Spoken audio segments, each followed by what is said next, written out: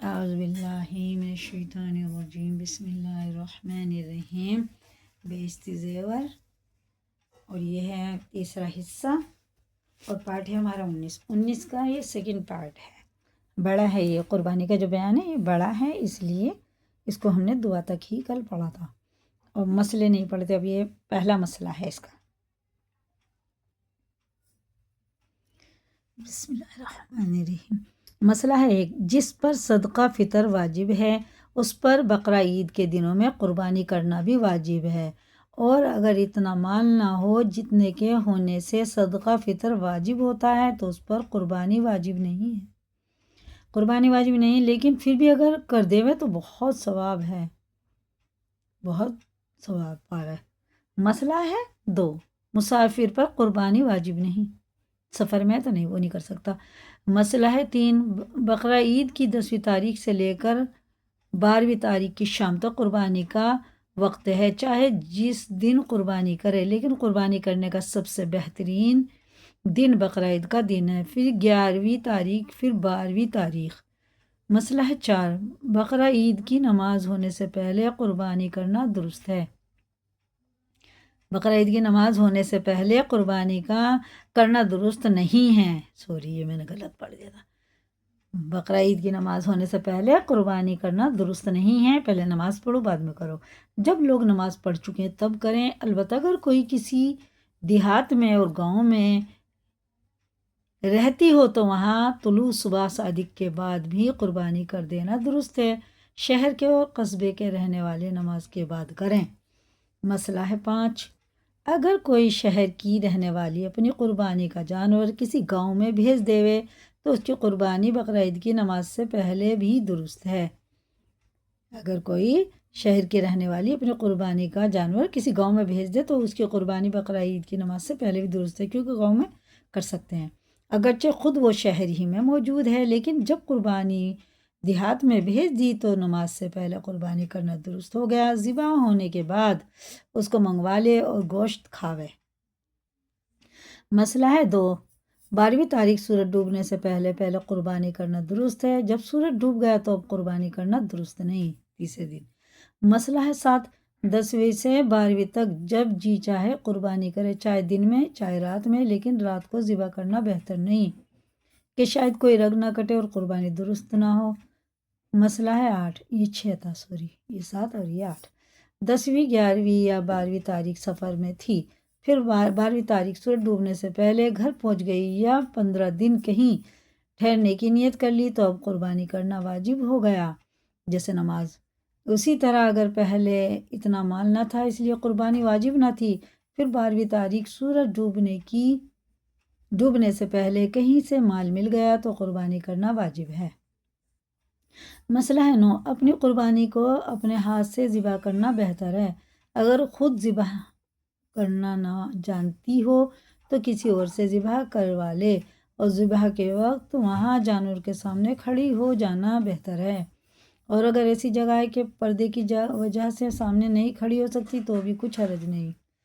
مسئلہ ہے 10، قربانی کرتے وقت زبان سے نیت پڑھنا اور دعا پڑھنا ضروری نہیں ہے، اگر دل میں خیال کر لیا کہ میں قربانی کرتی ہوں اور زبان سے کچھ نہیں پڑھا، فقط بسم اللہ اللہ اکبر کہہ کر ذبح کر دیا تو بھی قربانی درست ہو گئی، لیکن اگر یاد ہو تو دعا پڑھ لینا بہتر ہے جو اوپر بیان ہوئی۔ مسئلہ ہے 11، قربانی فقط اپنی طرف سے کرنا واجب ہے، اولاد کی طرف سے واجب نہیں، بلکہ اگر نابالغ اولاد مالدار بھی ہو تب بھی اس کی طرف سے کرنا واجب نہیں، نہ اپنے مال میں سے نہ اس کے مال میں سے۔ اگر کسی نے اس کی طرف سے قربانی کر دی تو نفل ہو گئی،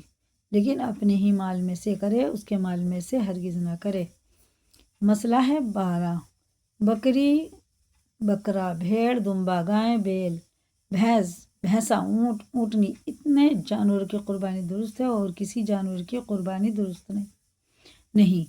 مسئلہ ہے 13، گائے، بھینس، اونٹ میں اگر 7 آدمی شریک ہو کر قربانی کرے تو بھی درست ہے، لیکن شرط یہ کہ کسی کا حصہ 7ویں حصے سے کم نہ ہو،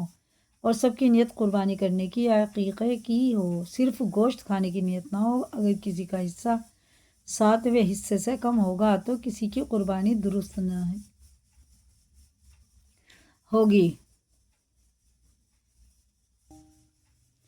قربانی درست نہ ہوگی، نہ اس کی جس کا پورا حصہ ہے، نہ اس کی جس کا ساتویں سے کم ہے۔ مسئلہ ہے 14، اگر گائے میں 7 آدمیوں سے کم لوگ شریک ہوئے، جیسے 5 آدمی شریک ہوئے یا 6 آدمی شریک ہوئے، اور اسی کا حصہ 7ویں حصے سے کم، کسی کا حصہ 7ویں حصے سے کم نہیں، تب بھی سب کی قربانی درست ہے۔ مسئلہ 14، اگر گائے میں 7 آدمیوں سے کم لوگ شریک ہوئے، جیسے 5 آدمی شریک ہوئے یا 6 آدمی شریک ہوئے، اور